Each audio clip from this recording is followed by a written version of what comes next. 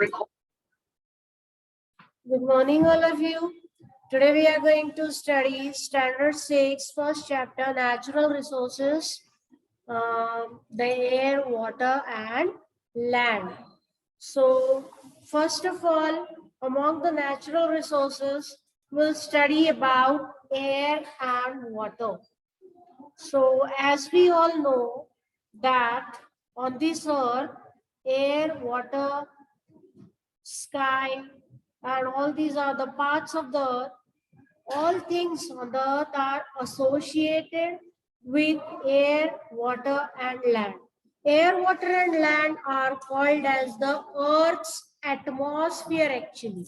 This includes the atmosphere of Earth. Okay. Then hydrosphere and lithosphere. Hydrosphere and lithosphere. So you know, atmosphere includes air, hydrosphere includes water, and lithosphere includes your land. The study of atmosphere includes air, then study of hydrosphere. Hydro means water. So water related elements, and lithosphere we have land study. Moreover, different living things occupy these three spheres. A variety of organisms survive. Some are aerial, some are aquatic mode of life, some live on land. So, variety of organisms live in these different spheres of the earth. These living things are the parts of lithosphere, hydrosphere, as well as the atmosphere. And these spheres have formed on the earth naturally. Nobody purposely made it. No human being has introduced it. So the atmosphere is the layer of air that surrounds the surface of the earth comprises of water, land, that is the hydrosphere and the lithosphere also. Atmosphere is actually surrounding around the earth, isn't it? Of these, the hydrosphere occupies a much longer part than the lithosphere. Now, we all know on this earth, maximum area is covered by water bodies, sea, ocean, lake, rivers, and little amount of space is covered by land. So hydrosphere is occupying more of the area of the earth than that of lithosphere. Okay, of these you can understand that 71% of the earth 71% is water on this earth. Okay, and about 29% is land. Only 29% of the area of the earth is covered by land. Are you getting? So, we also look upon natural components in solid, liquid, and gases from a form as resources. That are the natural resources that we are getting from our surrounding. So, let us study all the three components which we have received as our natural resources. First of all, we shall study about the air. Okay, that is your atmosphere of the earth. Now, in atmosphere, what all things are there? The air in the atmosphere around the earth contains nitrogen, oxygen, carbon dioxide, then some inert gases are also there. The nitrogen dioxide, sulfur dioxide, water vapor is also there in the air, as well as dust particles. These are all the ingredients of atmosphere, that is air around the earth. The troposphere contains about 80% of the total mass of gases in the air. So air is what actually a mixture of gases. So all these gases are mixed up there along with water vapor in it. And 80% of the area is covered by troposphere, while this proportion is about 19% in the stratosphere. Further, in the mesosphere and ionosphere, the proportion of the masses of gases goes on decreasing. So around the earth, if this is our earth, first of all, we'll be having troposphere. Troposphere. You know, troposphere is close to the earth and have dense capacity of all the gases present over there. Above that is the stratosphere. In stratosphere, here we had 80% of the gases. In stratosphere, outside the troposphere,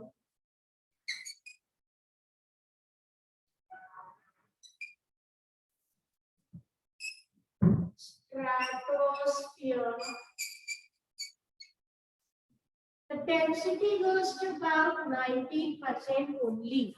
So near the earth, all the gases are densely available, while above that, the density will go down. Then mesosphere and ionosphere is also there. Above the stratosphere, we have a mesosphere, then ionosphere,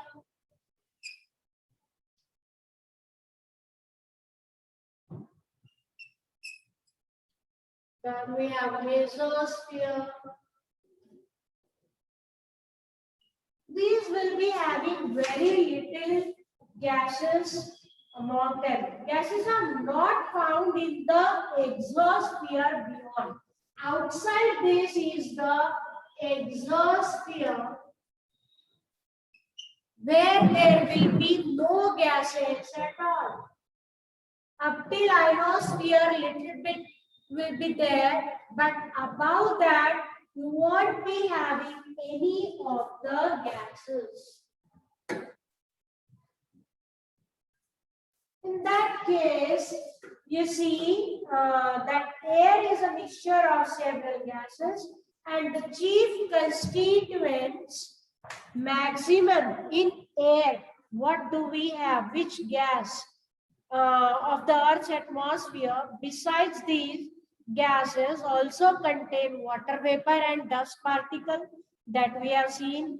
The amount of the gases in the air also contain water vapor and dust particles, and the amount of the gases in the air is the greatest near the surface and decreases as we go away from the Earth's surface. The percent of gases density will go on decreasing. Decreasing gas density. Okay.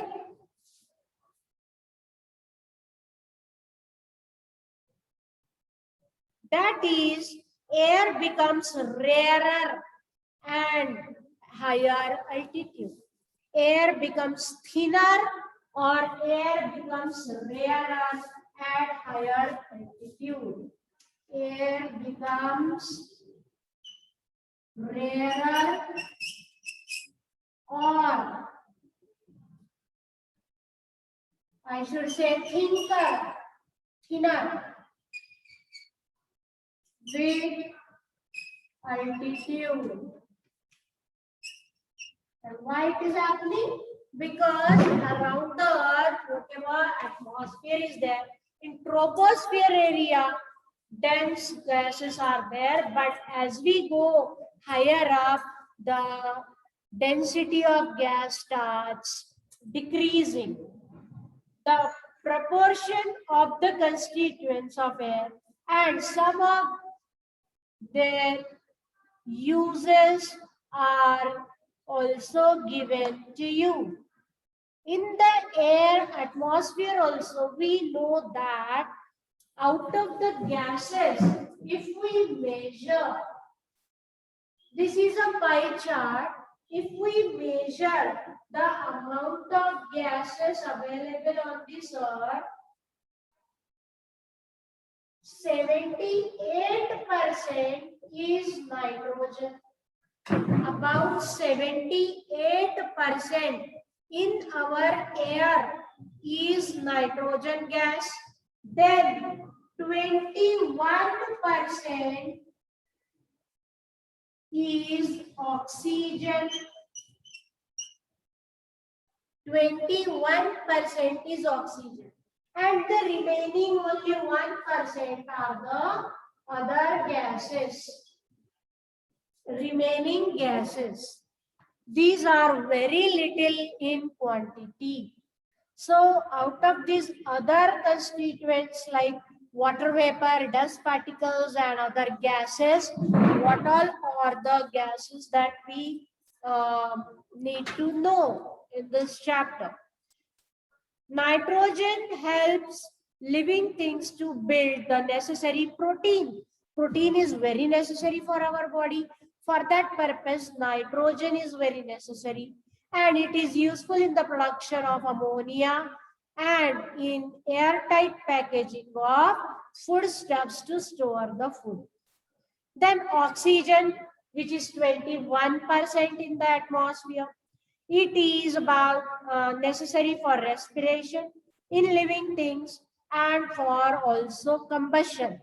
We know that candle, if it is burning and if we put a glass over it, after some time the candle will be put out. Why? Because oxygen supply here will be stopped. Oxygen is very necessary for combustion, means burning. Okay, for fire to work. Then we have carbon dioxide in the other gases section. In carbon dioxide, plants use it for producing their food, use in fire extinguishers. Then we have argon. Argon is used in electric bulbs. Nowadays, we have invented that it glows.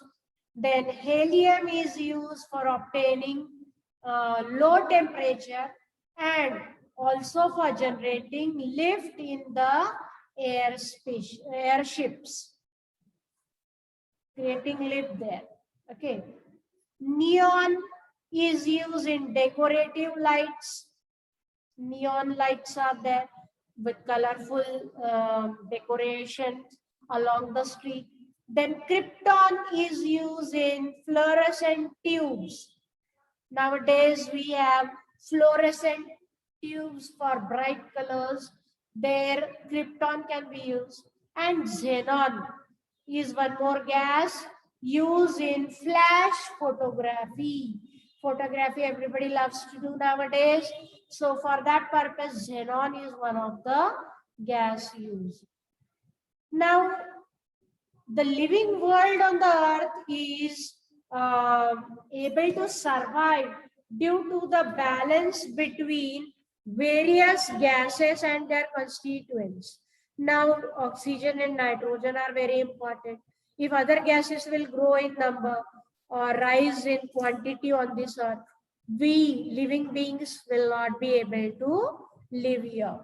The atmosphere is a very important filter It allows the light and heat of the sun to reach the earth, which is necessary for life.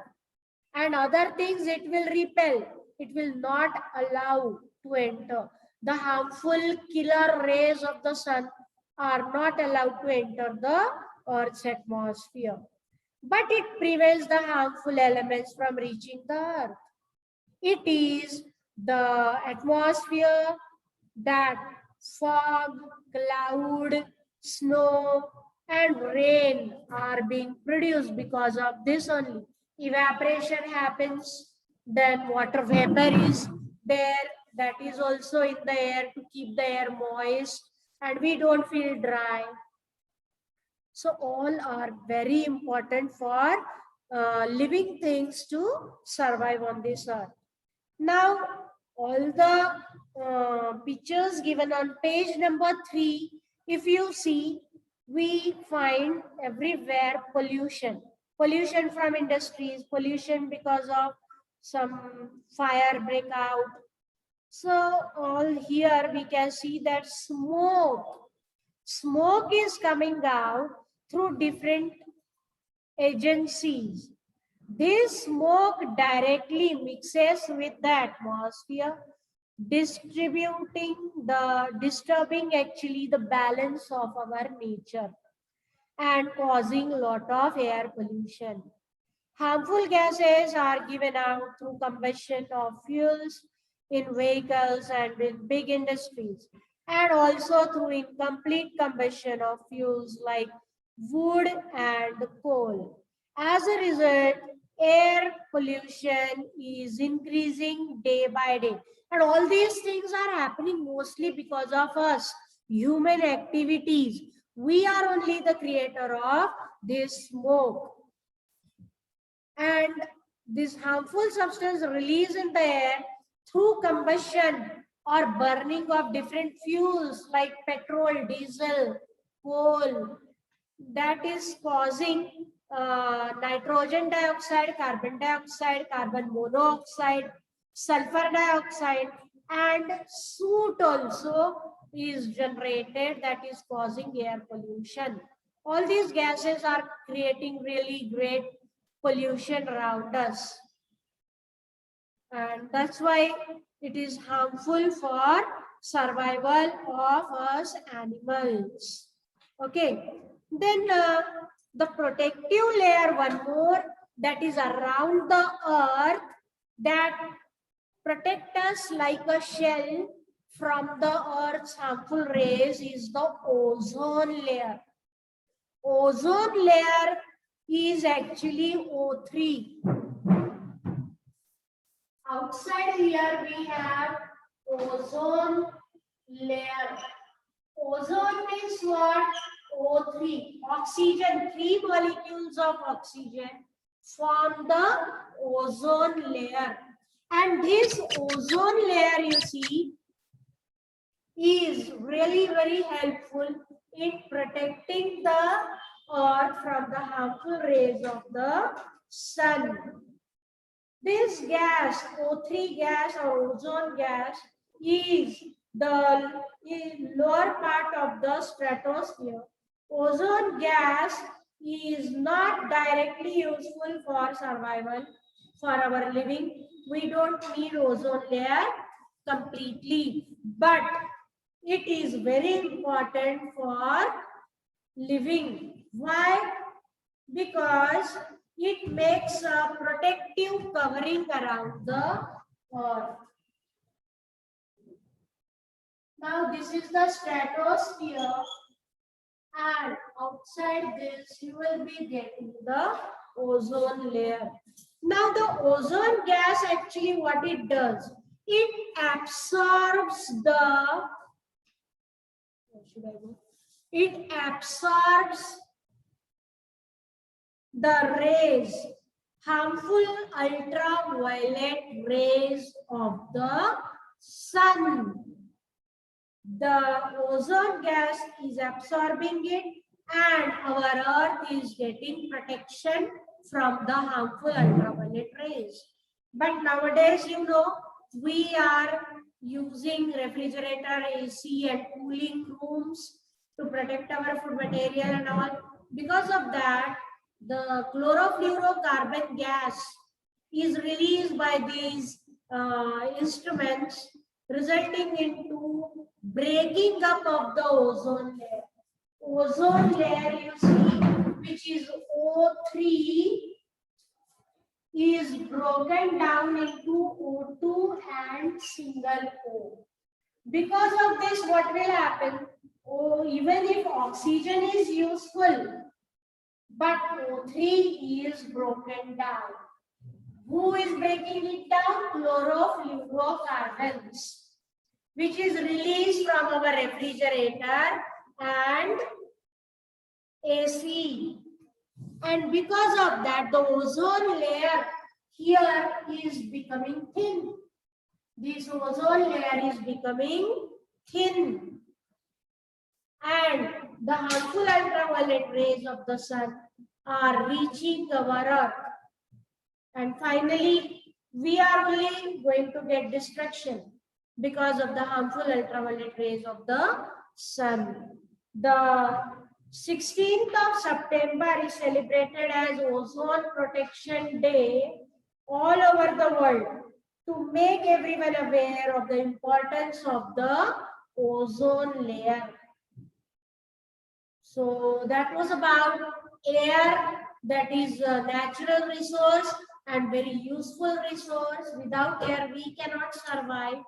And what all important characteristics of this troposphere, maximum dense gas are there, and stratosphere, which are useful for us. Above that, the air becomes so thin that we cannot survive. The oxygen level will go down and we will not be able to survive on the earth. So that was about air. Next class, we shall see about water and land as our natural resources and how they are helpful for us. Okay, thank you all of you.